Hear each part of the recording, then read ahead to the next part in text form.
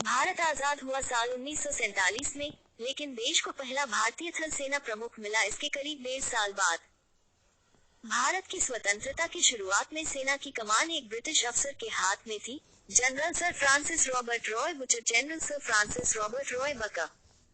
वो समय काफी अहम था, क्योंकि देश विभाजन, कश्मीर समस्या और हैदराबाद विलय जैसे नाजुक मसलों से दो चार हो रहा था। ऐसे में सेना प्रमुख की काफी अहमियत बढ़ जाती है।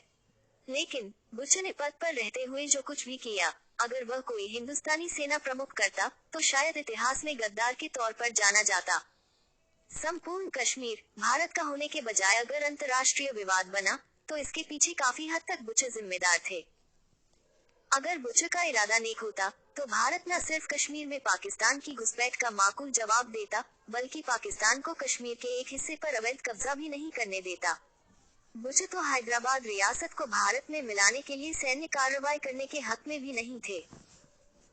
वो तो भला हो देश के पहले उप प्रधानमंत्री सरदार वल्लभ भाई पटेल का, जिन्होंने बुच की बचकानी राय को सिरे से खारिज किया और हैदराबाद पर सैन्य कार्रवाई करके उसे भारत का अभिन्न हिस्सा बना लिया। बुच ने भारत के कमांडर इन चीफ यानी सैन्य प्रमुख की कमान संभाली 1 जनवरी 1948 को। एक ब्रिटिश अफसर को इतनी महत्वपूर्ण जिम्मेदारी देने के पीछे वजह थी कि वह भारतीय सैन्य अभियानों से वाकिफ थे। साथ ही वह ब्रिटिश और भारतीय सैन्य कर्मियों के बीच की खाई को भी पाट सकते थे।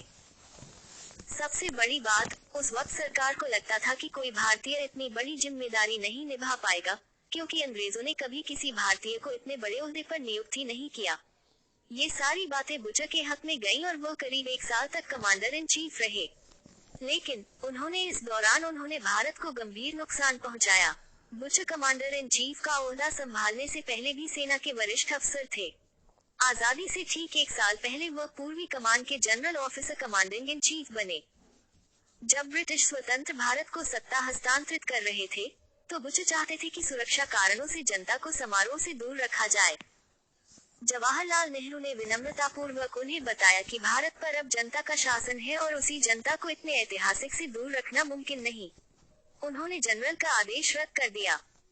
लेकिन बुच ने अपनी सबसे बड़ी नाकामी 22 अक्टूबर 1947 को दिखाई, जब पाकिस्तानी कबायली लड़ाकों ने कश्मीर हड़पने के इरादे से हथियारों के साथ घुसपैठ की। उस वक्त कश्मीर की जिम्मेदारी बुच ही संभाल रहे थे। तत्कालीन प्रधानमंत्री जवाहरलाल नेहरू का उनसे बराबर पत्राचार होता था। वह चूंकि उस समय कश्मीर में सबसे वरिष्ठ सैन्य अफसर थे, तो नेहरू उनकी राय को सबसे अधिक तवज्जो देते थे। भारतीय फौज ने पाकिस्तानी घुसपैठियों का डटकर मुकाबला किया और उन पर भारी भी पड़ रही थी। लेकिन बुच ने नेहरू को इसके ठीक उलट रिपोर्ट बताई। बुच ने 28 नवंबर 1948 को नेहरू को एक पत्र लिखा।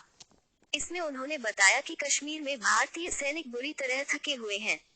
इस सूरत में पाकिस्तान के खिलाफ कोई बड़ी सैन्य कार्रवाई मुमकिन नहीं। बुच ने नेहरू से खासतौर पर सेना की 2 कमजोरियों का जिक्र किया। उन्होंने कहा, जूनियर अफसरों में बुनियादी ट्रेनिंग की कमी है। उन्हें इस तरह के हालत से जूझने का तजुर्बा नहीं। साथ ही अन्य रैंक के सैनिक काफी थके हुए हैं और उनमें उत्साह की भारी कमी है। सैनिकों को इस वक्त ट्रेनिंग और छुट्टी की सख्त जरूरत है, ताकि उनकी स्किल बढ़े और वे तारोताजा हो सके। असंग्रह की बात, उस वक्त नेहरू की मंशा पाकिस्तान से सख्ती से निपटने की थी। उन्होंने जवाबी पत्र में उन रिपोर्टों पर चिंता जताई, जिनमें कहा गया था कि पाकिस्तान कुछ हफ्तों के भीतर भारतीय ठिकानों पर हवाई हमले की योजना बना रहा है। साथ ही पाकिस्तान अपनी स्थिति को मजबूत रखने के लिए प्रभावित क्षेत्रों में तेजी से सड़कों का निर्माण भी कर रहा था, ताकि युद्ध सामग्री जल्द पहुंचाई जा सके। नेहरू ने कहा कि हम पाकिस्तान के खिलाफ रक्षात्मक रुख नहीं अपना सकते। अगर पाकिस्तान लगातार आक्रामक अभियान चलाता है, तो उसके साथ युद्ध होने की पूरी आशंका है। लेकिन बुच का स्पष्ट तौर पर मानना था कि मौजूदा स्थिति में भारतीय सेना पाकिस्तान का